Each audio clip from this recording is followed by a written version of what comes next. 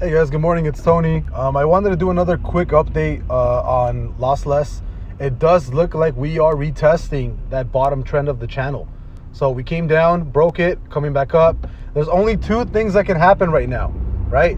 You either retest this channel on the underside and then come back down, or you retest, break it, and we go all the way up close to like 225, 230-ish, right? Or like between $2.20 and $2.30. So keep that in mind. If we do not break this channel, we are going to see $1.35. I can't stress that enough.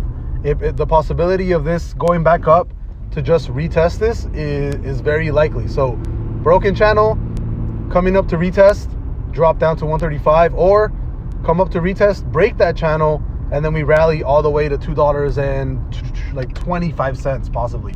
Anywhere between 220 and 230 or so. So just keep that in mind. Again, I don't really care where price goes right now. This is gonna be like at least a year or two hold for me. I'm not really looking at the charts all that much, but I know a lot of people are trading this short term, and keeping in mind, I know a lot of you guys got in really early. So keep a lookout for this chart. If it does end up breaking, keep holding, right? If it breaks that underside of the trend channel, keep holding.